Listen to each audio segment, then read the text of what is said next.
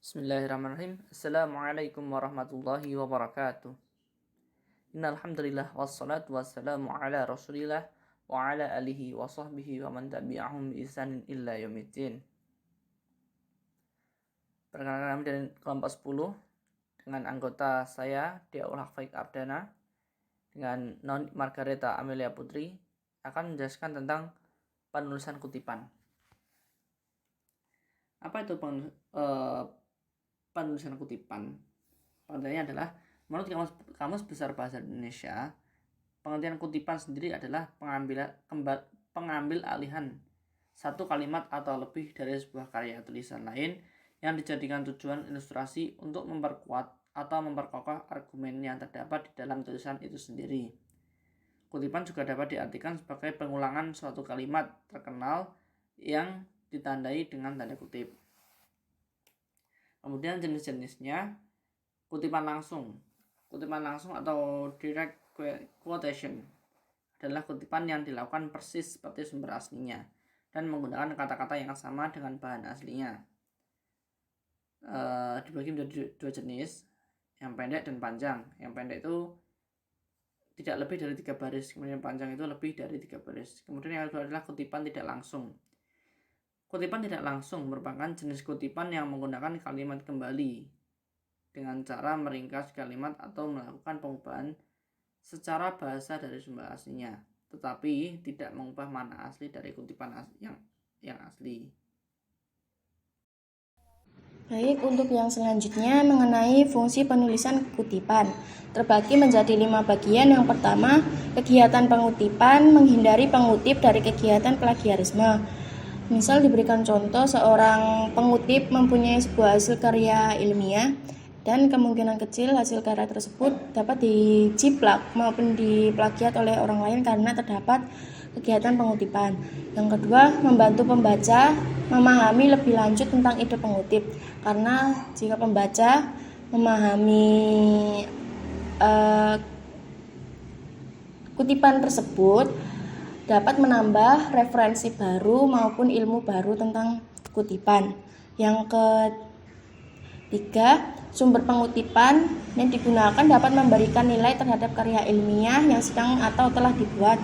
Yang keempat, pengutipan yang tepat akan mengamankan penulis pada ide orang lain. Yang kelima, menguatkan tulisan pengutip melalui kutipan yang dimuat dalam karya ilmiah. Prinsip penulisan kutipan. Pengutip tidak boleh mengadakan perubahan, baik dari segi kata-kata maupun tekniknya. Bila penulis terpaksa mengadakan perbaikan tersebut, penulis harus memberikan keterangan. Diberikan contoh tanda petik, tugas bank antara lain adalah memberi pinjaman uang, tanda petik.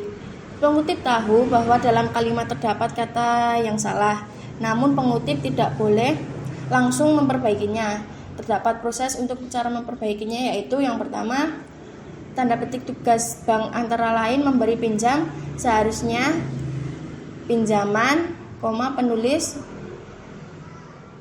uang, tanda petik. Yang kedua, tugas bank antara lain memberi pinjaman, uang, tanda petik, artinya dikutip sesuai dengan aslinya.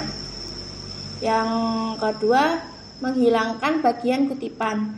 Diperkenankan menghilangkan bagian kutipan dengan syarat bahwa penghilangan kutipan tidak menyebabkan perubahan makna. Dapat diberikan contoh seperti yang pertama tadi, tugas bank antara lain adalah memberi pinjaman uang.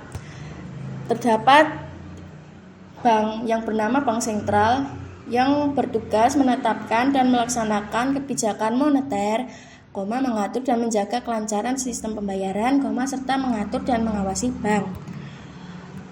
Dalam memperbaikinya tidak dapat langsung karena terdapat langkah-langkahnya, yaitu yang pertama, menghilangkan bagian kutipan yang kurang dari 1 alinea. Bagian yang dihilangkan diganti dengan titik berspasi. Yang kedua, menghilangkan bagian kutipan yang lebih dari 1 alinea. Bagian yang dihilangkan diganti dengan titik berspasi sepanjang garis atau dari margin kiri sampai ke margin kanan. Cara pengutipan. Terdapat 5 cara untuk pengutipan, yaitu yang pertama, mengutip dari internet. Menuliskan nama penulis seperti penulisan daftar pustaka, yakni nama belakang ditaruh di depan dan nama depan ditempatkan di belakang.